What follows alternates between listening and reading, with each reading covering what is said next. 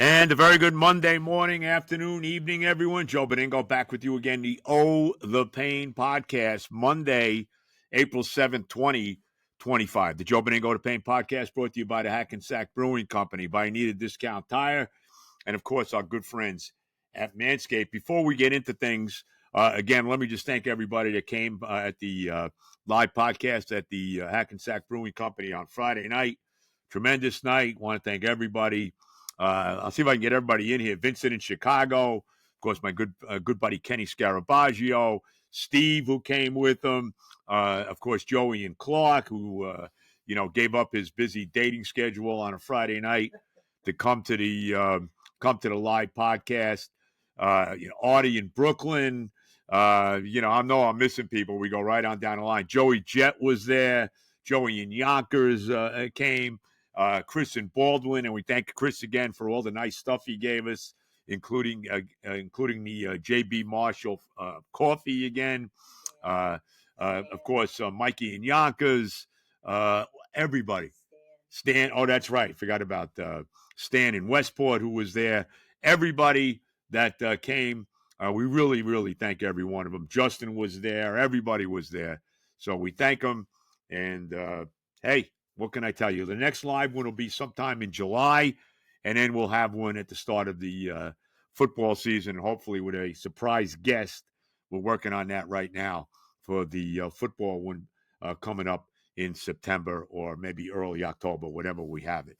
So, again, thanks to everybody. Thanks for everybody who came on Friday night. And of course, can't forget JJ, John Jastrzemski, who, who's as busy as anybody. Of course, they're going to have a baby, the Jastrzemskis. And there was JJ again with us on Friday night, so we thank him as well. All right. We'll start with the baseball. We'll start with the Mets, who had a terrific weekend, swept the Blue Jays in their home opening series at Citi Field. They're 6-3 now, and they're really doing it with the pitching because this team has not really started to hit yet. I mean, Juan Soto has really not hit at all like you would expect Juan Soto to hit at this point in time. So you gotta be happy with what you got. Alonso's off to a great start, 3 homers and 11 RBIs. Had an RBI single yesterday to get him going. Nimmo's hit a little bit. You've had surprisingly good work from Luis Torrens, who's a little banged up right now. But the pitching has been the story. The starting pitching has been solid, and the bullpen has just been phenomenal. I mean, you can't say enough about how good the Met bullpen has been at this point in time. I mean, they're getting it from me. Max Kranick has been unbelievable. Brazaban has been terrific so far. AJ Minta, Diaz has gotten the job done. Hit a couple batters in the 9th inning yesterday with the Mets clinging to that 2-1 lead, but got out of the inning clean to get the save. I mean, you got to really be thrilled what you've seen so far from the Met bullpen. Buto's gotten the job done. I mean, right on down the line, how good they've been. And the starting pitching has been solid. David Peterson only went 4 2/3 yesterday. I guess he had something with his stomach. I don't know if he had stomach cramps. Was he nauseous? Something like that. Sounds like my stomach. We don't want Peterson to have the same kind of problems that I do because it sounds exactly like Benigno's stomach when you start talking, about how mine is. But I'm a little older than David Peterson, a little older. I think he's 29. I'm 71. So we don't want Peterson to have the problems I have. But nevertheless, you got to be happy, especially when they're not hitting like they are. Lindor's starting to hit a little bit, got the sacrifice fly to win the game on Saturday in the 10th inning. So you got to be happy with that. You go right on down the line. The big hit by Winker on Saturday. Remember Winker with the big game he had, 2 triples and a double, had the big triple to tie the game when the Mets were down 2-0 and really couldn't touch Chris Bassett until the bullpen came in that game on Saturday. So you got to be thrilled. I mean, you're a Met fan right now, and like I said, the starting pitching has been good. Tyler McGill has been really good. Griffin Canning has been really good. Senga was okay his first outing, give up 4 runs, but he wasn't terrible. And we'll see Senga tonight, weather permitting, because the weather is just terrible. Second week in April, and could it be lousier than it is? It's supposed to rain all day and only be in the 40s. So, I don't think we have one day this week on Thursday, which is actually when we're supposed to play golf, and it's going to get to like 50 degrees. So we'll see if the weather holds up or not. But so far, we'll take it. The Mets at 6-3. They've won 4 in a row. And like I said, Juan Soto has really not started to hit yet. What does he have? 1 home run and 3 RBIs, something like that so far. So he really hasn't done much at this point. Uh, you know, and the Mets are winning games. Vientos has been terrible. I'm a little worried about Vientos. I got to tell you right now. I'm a little worried about Mark Vientos. He had the great rookie year, and we've seen it many, many times, the Southmore jinx, and he's not hitting at all. What does he have, 2 hits so far? He even was a little shaky defensively in that series down in Miami, even though the Mets were able to get away with it and take 2 out of 3 in that series against the Marlins. They open up a series tonight at home with 3 against the Marlins with, as I said, Senga on the mound. Vientos is not hitting, and I'm a little worried about Vientos. I got a feeling that Vientos is not going to have the same kind of year that he had last year. We'll see. And here's the other thing, too. If I have one big gripe so far through the first 9 games of the season, how much longer do we have to see Brett Beatty? Beatty stinks, all right? I know he had a big spring training. Who cares? What is he, 1 for 16, 1 for 17 so far on the year, right? Can we just play Luis Angel Acuna at second base and leave him there? At least until Jeff McNeil comes back. Can we see Acuna? Acuna is so much better than Beatty. It's not even close. I'm sick and tired of seeing Brett Beatty come up. He came up yesterday in a big spot with the bases loaded and, of course, predictably struck out. I want to see Acuna. Acuna's better defensively, and he's just better. He's a better player. So at least until, Jeff McNeil returns, can we see Acuna play second base? And I got a feeling that when McNeil comes back, if Vientos has not started to hit by that point, you may see Acuna playing third and Vientos on the bench with McNeil playing second base. I mean, I don't think that's crazy to say. So we'll see. But so far, 6-3. You're a Met fan. You got to be happy about it. The crowds have been outstanding at Citi Field, even on Saturday night when it was absolutely crummy. What was it, like 40 degrees out? It was kind of a rainy, crummy night, and you still had like 30-something thousand people in the building. The Met fans are pumped up. We're pumped up for a big year. Everybody's excited about Soto, but, we're a starving fan base. I mean, you say whatever you want. I know he had a good year last year, went to the NLCS. I understand that. But we haven't won a World Series since 1986. This is a starving fan base, and we're excited to get it done. We're excited about the guy who owns the team now. I'm not too excited about David Stearns, but he's gotten the job done. Look, I mean, the pitching, obviously it looks like he knows something about these pitches because they're getting it done. I think the starting pitcher's ERA right now is 2.90, and the bullpen is like 1.29. I mean, really been outstanding. And that's really carried the team so far because they're really not hitting yet. Outside of Alonso, Nimmo a little bit, Lindor, like I said, started to hit a little bit.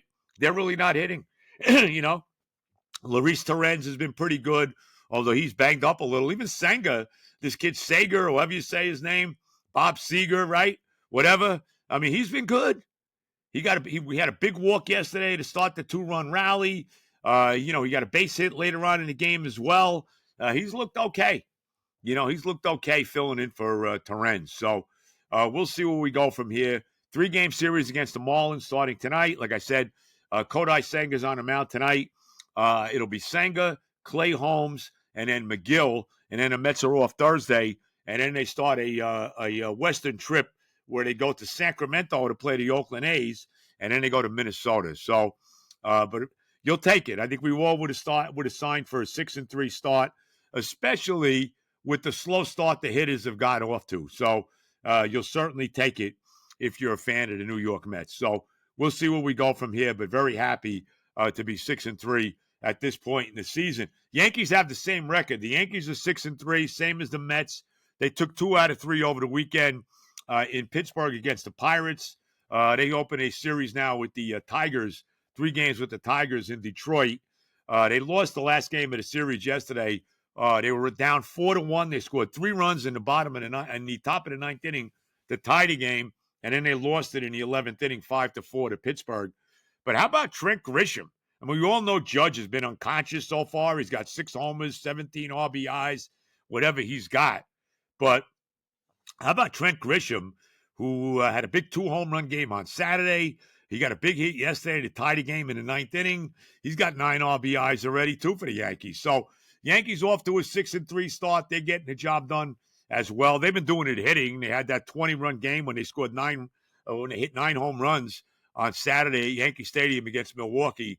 So both the New York teams off to a very good start. Both teams at 6-3 to start the season. And if you're a fan of the teams in New York, you got to be happy about that. So off and running as far as the 2 baseball teams in New York are. Like I said, Yankees open up a 3-game series now against the Tigers in Detroit. So 6-3 for both the New York teams. Now, of course, tonight is the national championship game. Houston going for their first ever national title against the Florida Gators. Florida looking for their 3rd championship in their history. I like Florida to win this game. Houston stung Duke the other day. We actually had 2 really good games in the Final Four the other day, with Florida beating Auburn as Walter Clayton Jr. continues on his quest to be the MVP or the MOP, whatever the hell they call it, of the tournament now. He is the first player to have back-to-back 30-point games in the Elite Eight and the Final Four game since Larry Bird back in 1979 with Indiana State.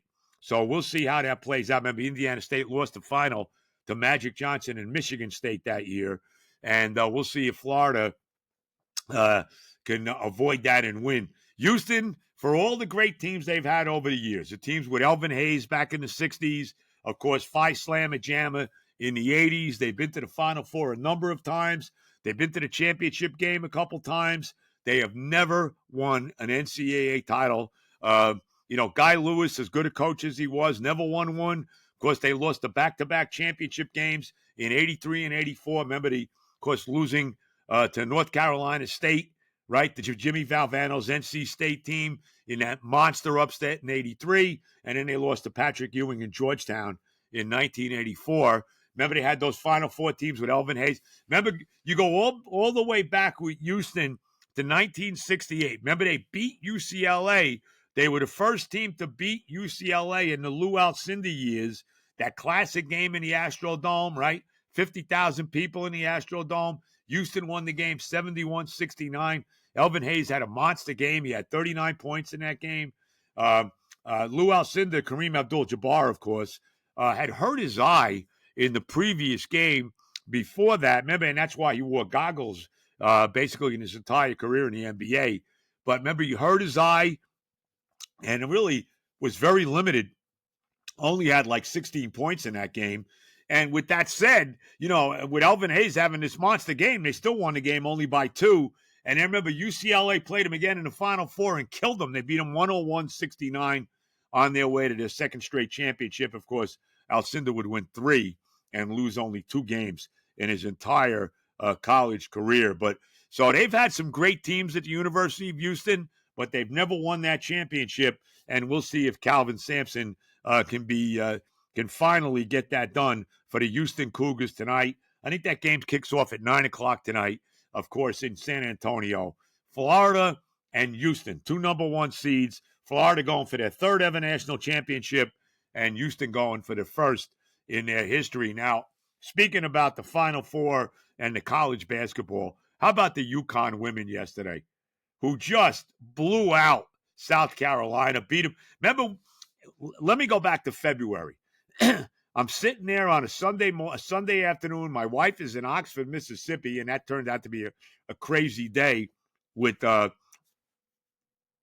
the trouble that she had getting back from down there, and they finally eventually did. What a disaster that was. But I'm watching South Carolina play Uconn down in Columbia, South Carolina, and watching the Uconn women just blow out South Carolina. Nobody blows out South Carolina. And they killed them, right? The defending national champion, Lady Gamecocks and all of that, right? They play them yesterday for the national championship, and this was never a game. Yukon was up by 9 points at the end of the first quarter, and then again did the same thing they did in February, just blew South Carolina away. They killed everybody in this NCAA tournament. Somebody's got to answer me this. How would a Yukon women a 2 seed? How is that possible? How were they a 2 seed? Right? That's unbelievable. And they killed UCLA in the in the Final Four game. Right? They buried them by 30 points or whatever, and they killed South Carolina by 30. So, congratulations to Gino Auriemma. He's won 12. How about the fact that the Yukon women have now won 12 national championships? They hadn't won one in 9 years.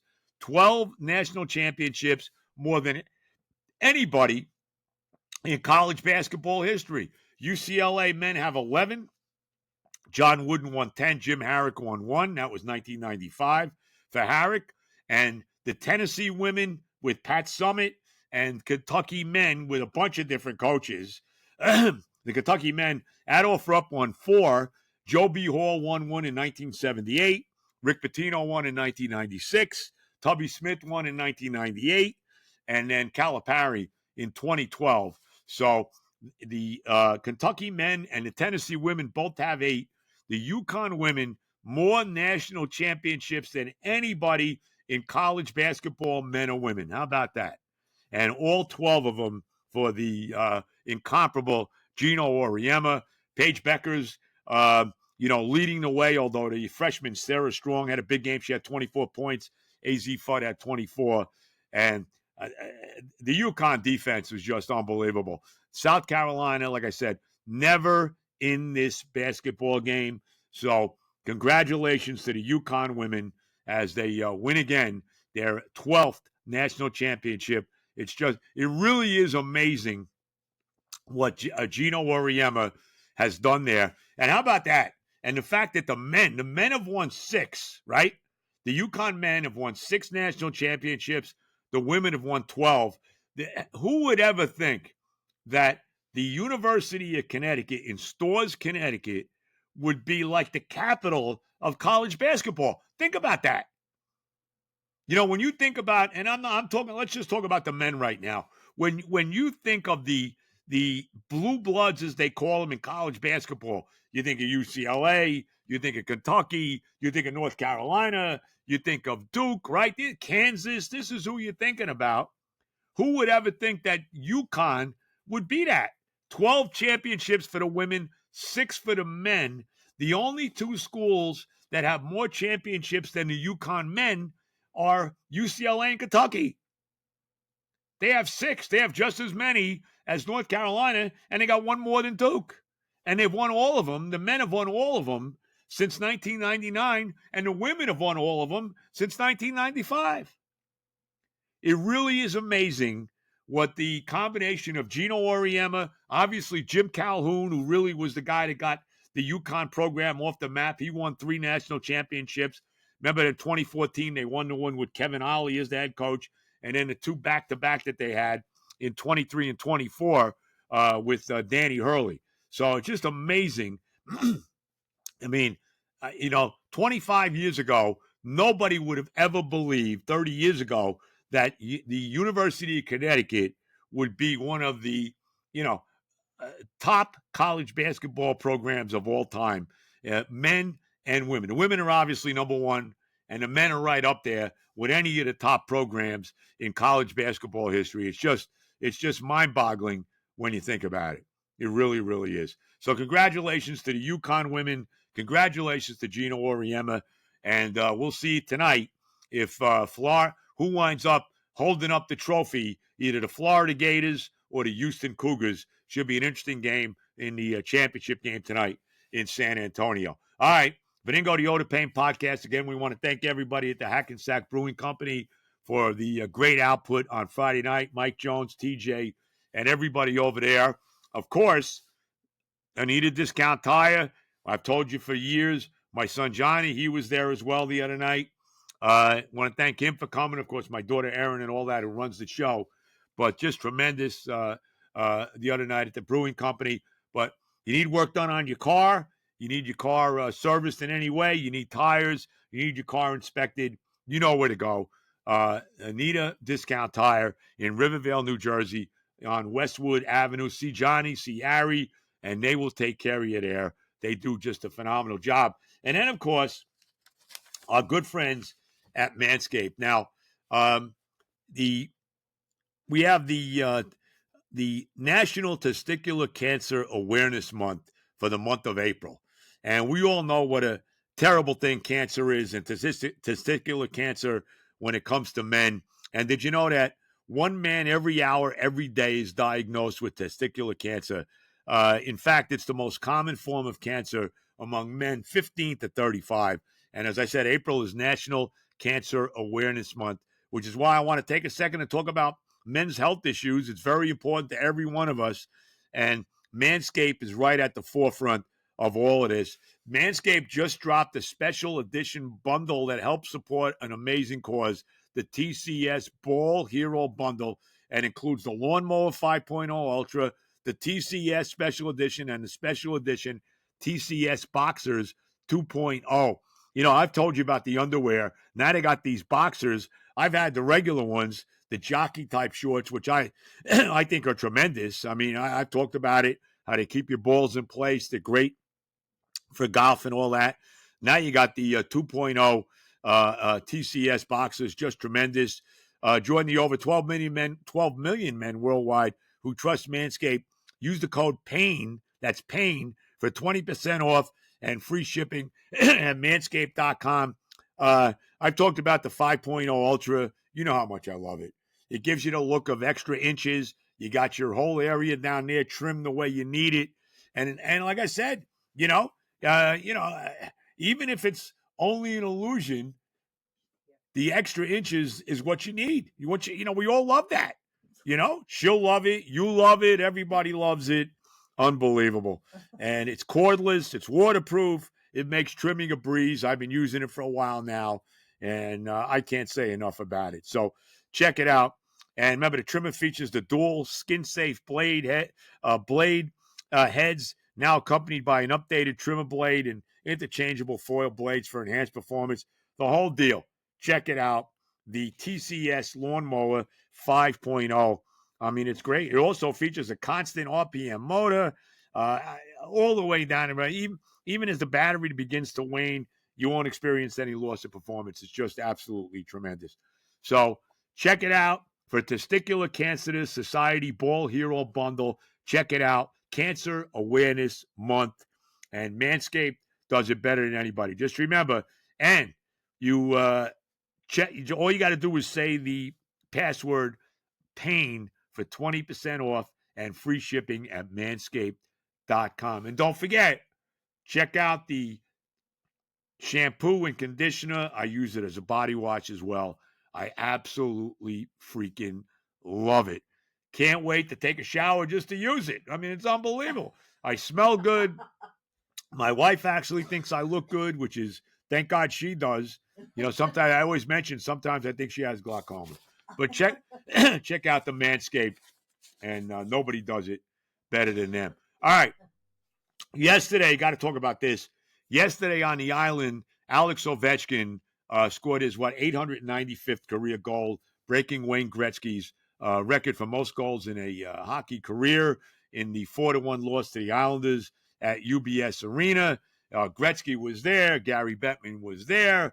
I think even Vladimir Putin, who's, I guess they're very close, him and Ovechkin, sent a congratulatory message to Ovechkin and all of that. Who knows? Maybe you'll have him at the Kremlin anytime soon. But congratulations to Ovechkin as he sets the all-time record for goals in the history of the National Hockey League, in 895. The Islanders won the game 4-1. As far as our Rangers, the ship is sinking. I think the ship is sunk. I really do. After that 4-0 disgrace on Saturday in a game they absolutely had to have against the Devils, where they really didn't even show up. I mean, it was terrible. They're not making the playoffs. They're done. They're done. They played Tampa Bay tonight. Montreal won again yesterday. They got a 6-point lead over the Rangers for the final playoff spot in the Eastern Conference. It's not happening. The Rangers got, 6 games left? They're done. They play Tampa Bay tonight. They never beat Tampa Bay. I mean, it's not happening. It really isn't. They're not. I've been saying this for a while. The Rangers aren't making the playoffs. They're not making it. Nobody has had as good a year as they did last year. Everybody's production is down, and that includes Igor Shesterkin. And I've said this before. I blame Drury. Get him out. Chris Drury, the general manager of this team. They're probably going to fire Peter Laviolette. They're probably going to trade everybody and their brother. They're going to probably completely dismantle this team at the end of the year. The guy who needs to go is Drury. And if I'm going to have somebody dismantle the team, I think I need a new GM in there to do it. Because this guy destroyed the team.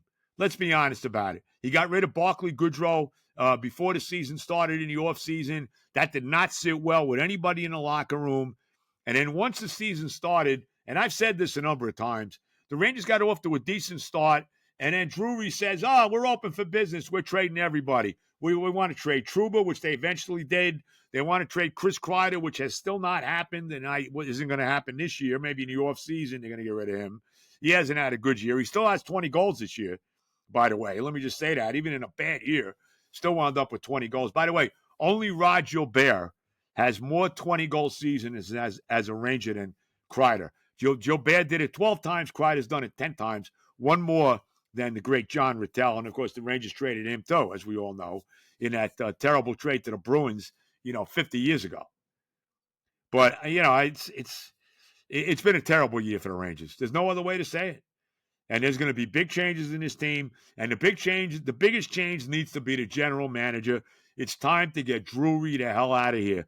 He is the one, to me, that is most responsible for the absolute disaster that this season has turned out to be. I mean, there's no other way to say it. And like I said, they're 6 points behind Montreal now. They're not making the playoffs. Forget about it with 6 games to go. They play tonight at the Garden against Tampa.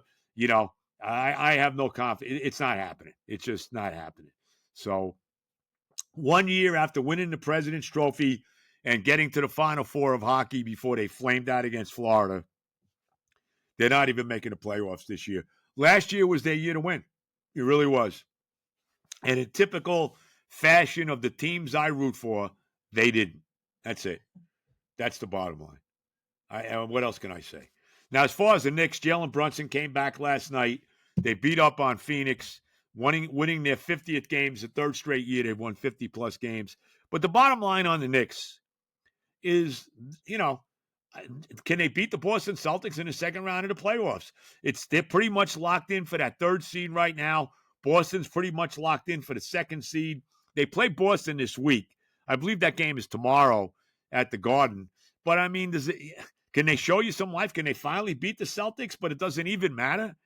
Is Boston going to be killing themselves in this game? Are they playing everybody? Because it really, like I said, it's pretty much an irrelevant game now.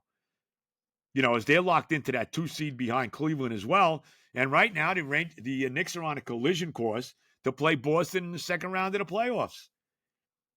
And right now, what makes me think that they're going to beat them? I mean, there's no reason. They've gotten killed every time they played them this year. They haven't beat a good team at all this year. We've been through this a million times.